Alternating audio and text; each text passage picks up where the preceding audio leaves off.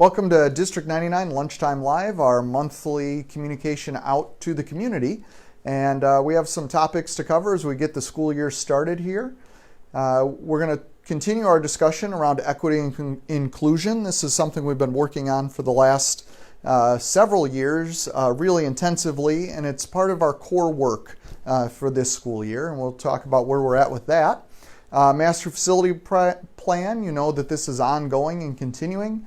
But some cool things that are going to happen over the next couple of weeks. Friday of this week, it's homecoming week at South High, and we're going to run a couple of tours, or a tour, to the couple of locations we touched over the summer. So if you stop by the main entrance at 4:30 p.m. on Friday, we'll gather there and then break off to go to the different locations that were improved at South High, especially that main office improvement in our culinary arts labs and our life skills rooms. Then we'll do the same thing on October 4th at 4:30 p.m. at North High and go take a look at the new life skills and multi-needs rooms there, our TV radio room, our custodial maintenance group areas, and the different spots that we've improved over at North High. You can count on this kind of being an annual tradition for the next couple of years as we work through each of the three phases, and we'll talk in a little bit about what's entailed in those. And then put on your calendar the pedestrian safety presentation. That'll be on Thursday, November 14th, 7 p.m. at DGN. And in that presentation, we'll hear from that third-party consultant coming back with some of the ideas, recommendations, and they're going to try out some ideas with whoever's there in the room to give us some feedback on what they're thinking of doing around the community to improve pedestrian safety. So our equity and inclusion mission, this is a mission on top of our district mission, but really digs into teaching and learning in such a way where our students aren't giving up who they are when they come into our schools, that they're helping define the culture inside of our walls. And in that work, we have a whole bunch of different teams and activities going on to help focus that work. One of these is on Late Start on Monday. When students come in late, our staff will be here early, and we'll be working on continuing this equity work with the entire district staff.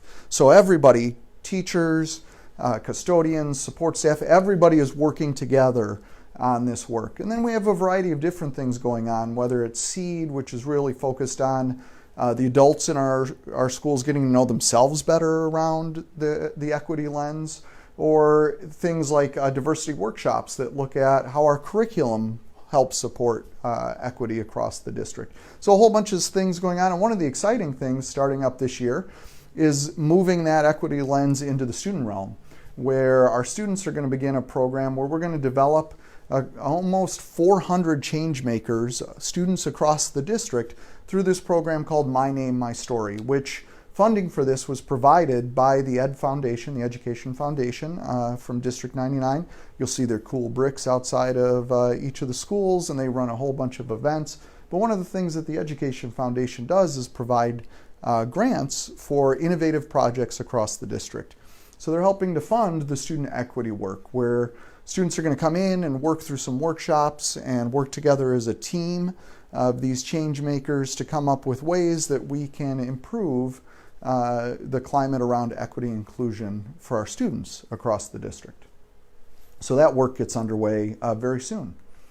And then Master Facility Plan updates. It's going on. It's going to continue going on for the next several years. South High, as you know, hopefully you know,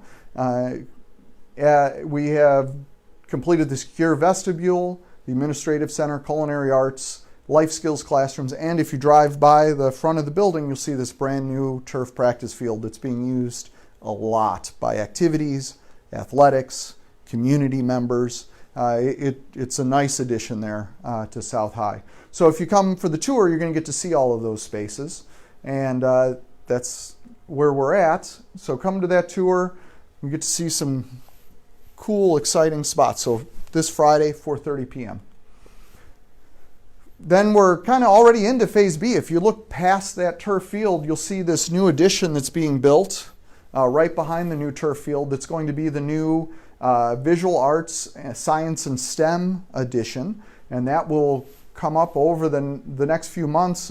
Before the snow falls, we expect to have a roof on that new addition. And then over the next couple of years, we'll move into the new auditorium and learning commons. So lots of projects going on at both schools. Over at North High, if you come for that tour, you're going to see, again, a secured vestibule. That was safety is a top priority in this project. So those are both completed this summer. And then, as I mentioned, building services, radio TV, multi-needs classrooms, and we also have 5 new renovated classrooms, including 2 brand new classrooms with new modern furniture in them. So if you come for that tour, you'll get to see all those spaces. You can see a couple of them here in the images up here, hopefully. I know that sometimes they don't transfer good on the screen, but we'll get the presentation up online, which includes our TV, radio studio, CMG area, and our secure vestibules, which now has the new welcome desk there. Also, we didn't put on the slides, but one of the things you'll notice at both schools is the front entrances.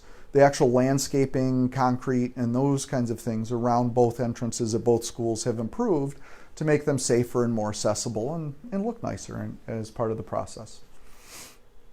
So the North High, if you were at South High this year, you saw it was really torn up. There was a lot underway over the summer.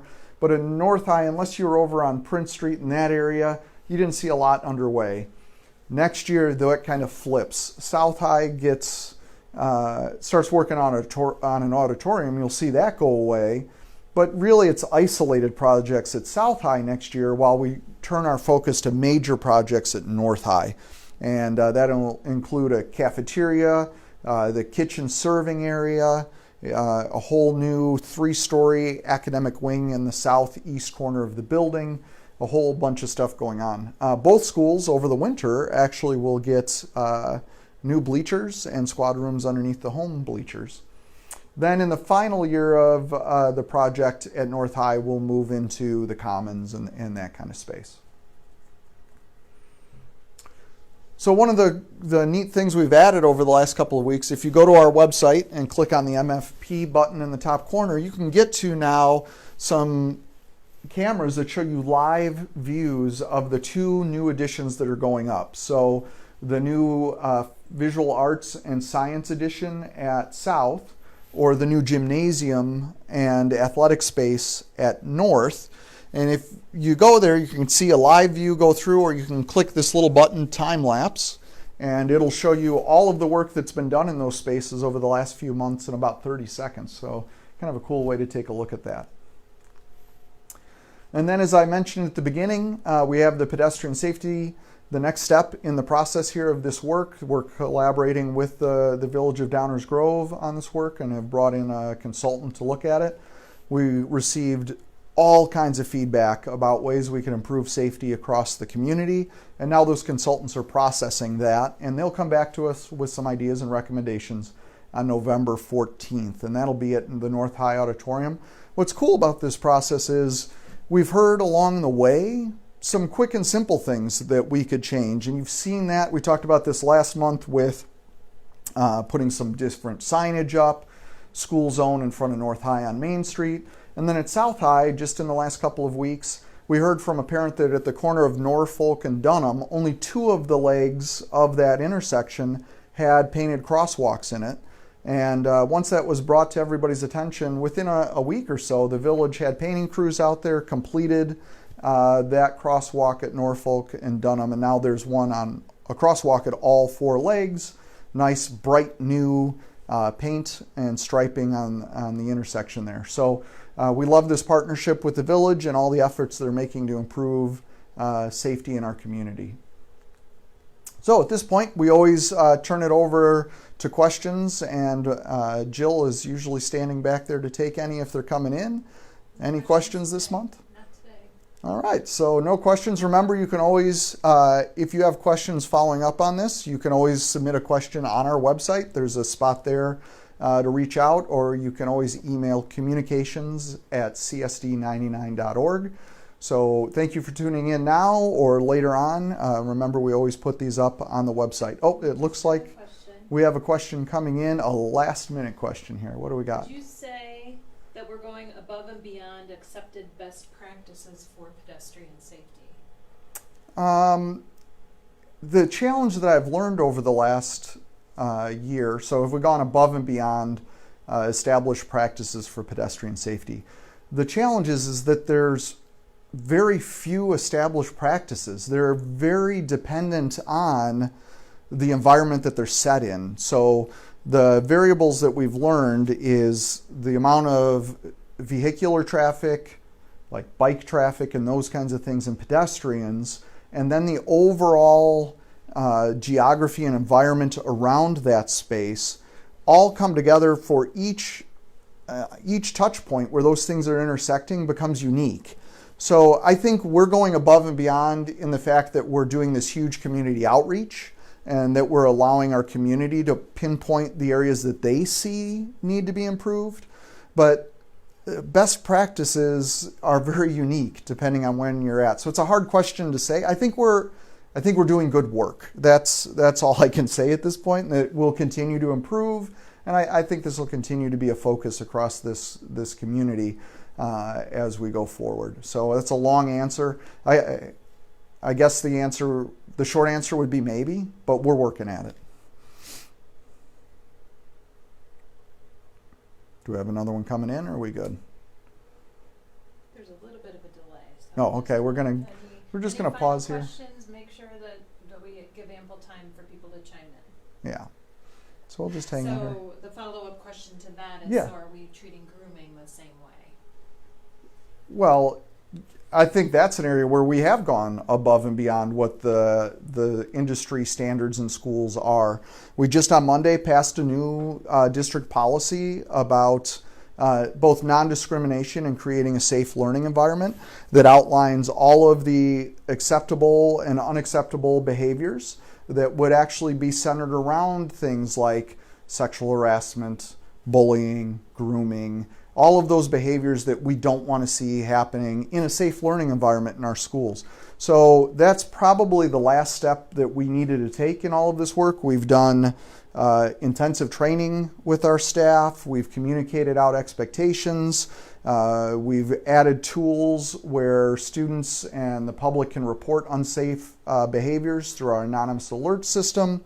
And then now the board has taken formal action through this new policy to lay out what expectations a student should have, or staff or anybody in the community should have around a safe environment within our schools. So I think we've gone above and beyond what I see many schools across the nation doing in this area. And of course we should have, based on situations that have occurred over the last couple of years and things that came to our attention from community members that were pointed out. But I think this is an area where we're actually leading in and we're doing good work. Just give it a couple beats. Yep. I don't want to cut anybody off, so I'll hang out here in front of the camera for a few more minutes or seconds, maybe not minutes. Watching me stare into a camera probably is an exciting theater.